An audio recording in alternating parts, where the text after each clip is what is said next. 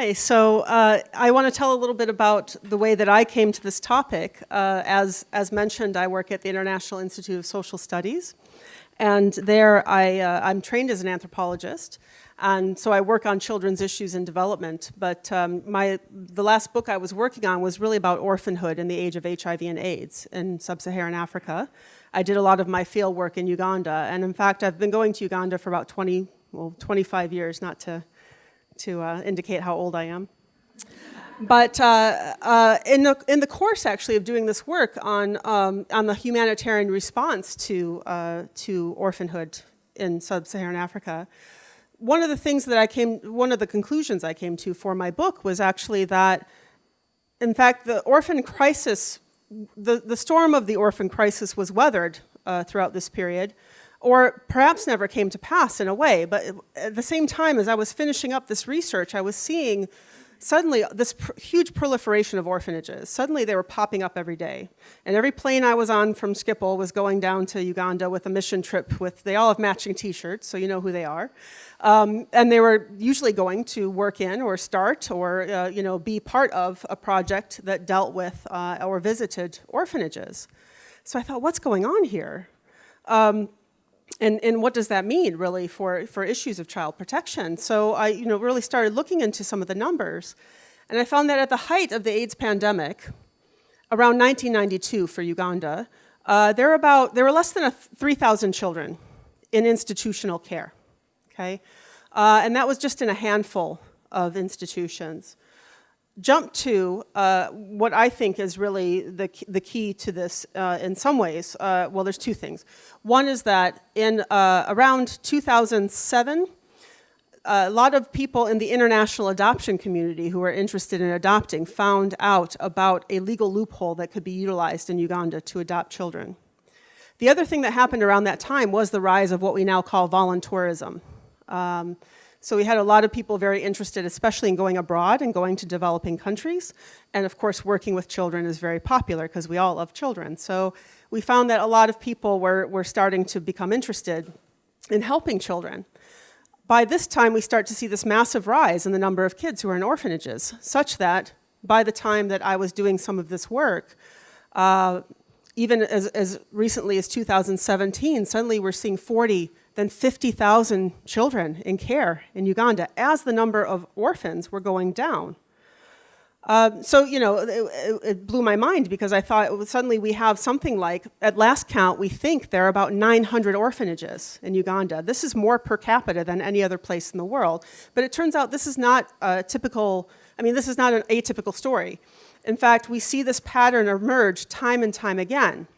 And the moral of the story really is that it's not so much about the supply. It's not about the number of kids who actually are in need of parental care or in need of orphanages, but it is in fact the demand. It is the fact that people want to have these experiences with and they want to help orphans. So in other words, we don't see in any of these countries where we see the proliferation of orphanages and the proliferation of orphanage volunteering, we don't see that we have these orphanages popping up because there are so many orphans. Actually, it's very much the other way around. We're seeing orphans pop up because there are so many orphanages.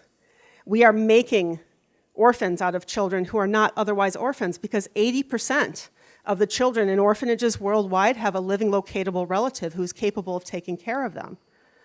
So part of the argument I had made in my book was, I kept orphan in the title because I wanted you to read it, but it wasn't really orphanhood per se that was the issue that was a violation of children's rights. It was poverty. And poverty is also the reason we're seeing so many children also be pulled into orphanages. But often these orphanages are coming up, they're popping up all over the place because people ostensibly want to help sometimes, but also there are more nefarious reasons where people see that it's very profitable.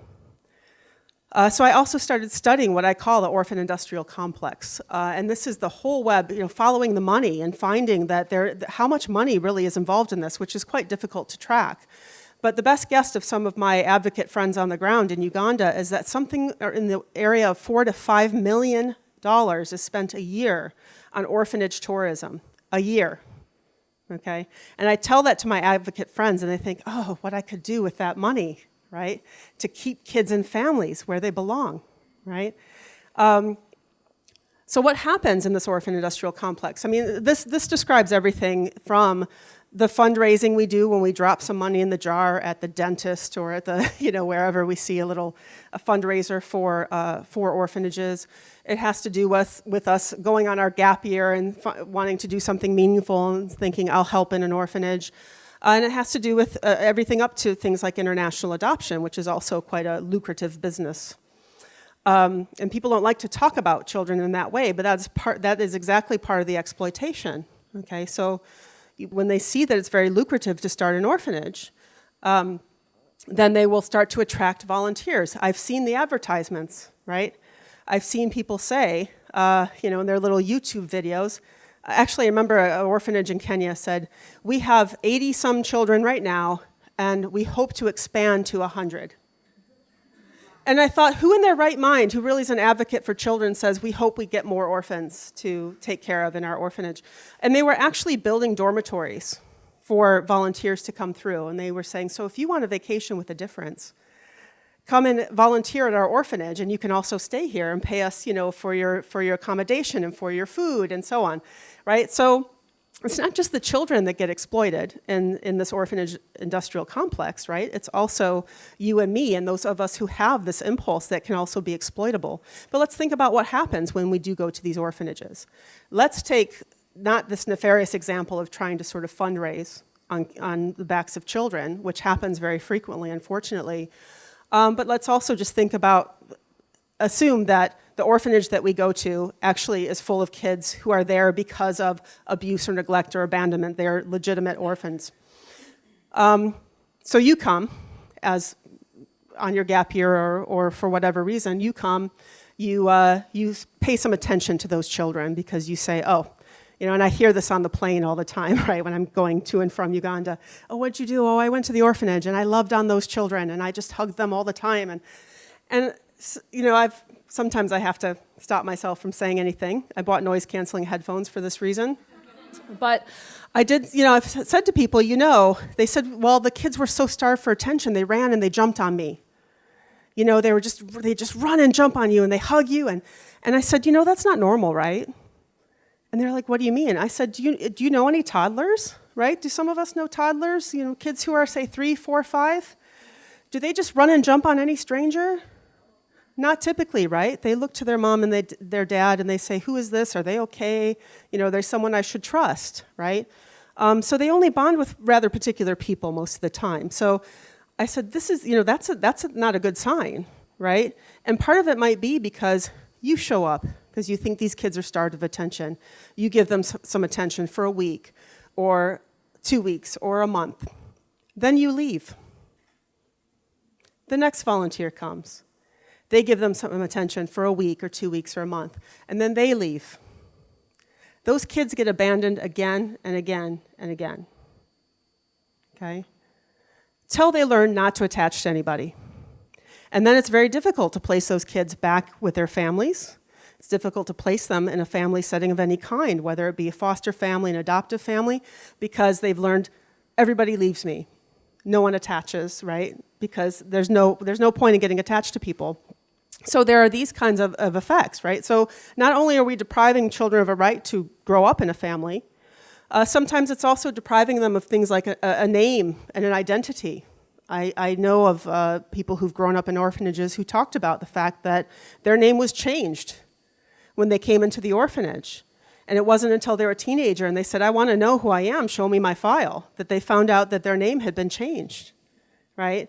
Sometimes they're told, I had a student actually who grew up in an orphanage, and he had written a beautiful blog when he was growing up in the orphanage, how they received orphanage volunteers. So he said they would line us up and they would bathe us, to, put us in a nice clothes.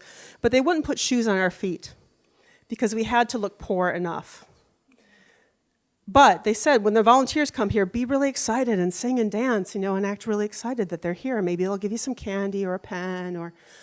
So he very brilliantly showed the ways in which they were told to perform the role of the orphan, even though most of these kids, again, had parents down the street, right?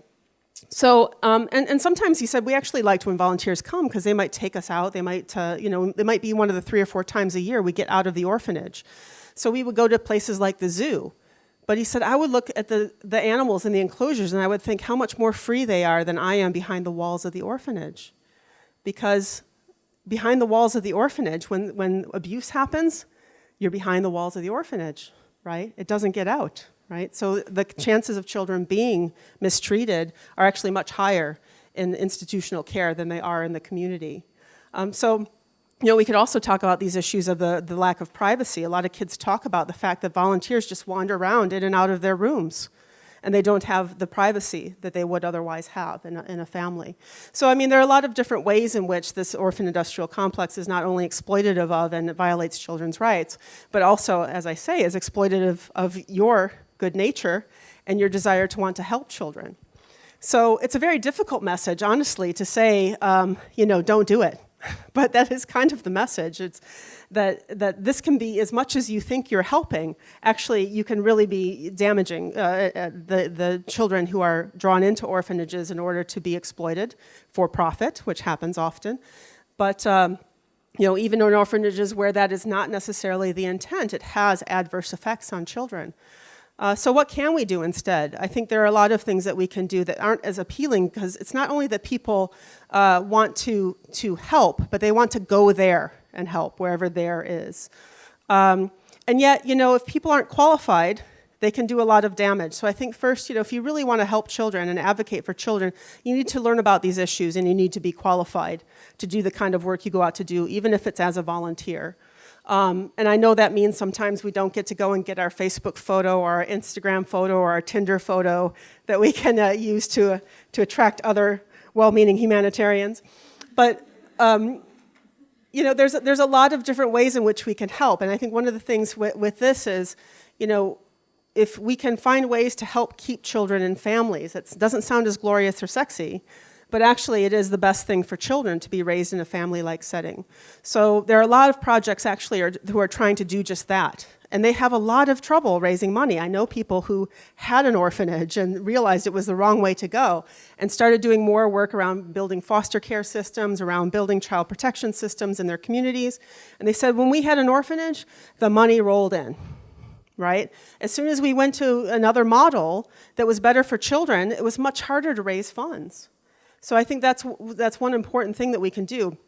Another is that, a lot of us in the community, I think now we're starting to see a global network, really, of advocates who are working in these areas. And it's partly like why I like to talk to, the student who's going on their gap year, the people in the global north, because this is where the demand comes from. Right, and try and change hearts and minds around this issue. So now we're seeing, actually, for the first time in the last year or so, number one, the U.S. person trafficking report, for the first time, listed orphanage trafficking as a thing last year, so that they actually talk about the fact that when children are pulled into orphanages for the purpose of raising money for the directors or for the people who run the orphanage, that is in fact trafficking. But also, we saw in Australia last year, them start to debate in Parliament the notion of trying to prevent their own citizens from going abroad to do orphanage volunteering. And now we're having that discussion in the Netherlands. So this is very exciting for us. That in Dutch Parliament soon there will be a roundtable discussing the possibility of introducing legislation that actually prevents people from going from the Netherlands to going abroad to volunteer in orphanages. So I really hope you will support that initiative. And another really simple thing for a lot of you who are students, what you can do is, our institute was the first, and there's now been a second institution in the Netherlands that signed the university pledge to reduce orphanage volunteering. And we did campaigns where we raised awareness amongst our student body. There's a lot more of your schools who could also be signing onto this pledge and really raising awareness amongst your friends. So I urge you to do that, and then together maybe we can help children grow up in families and not orphanages.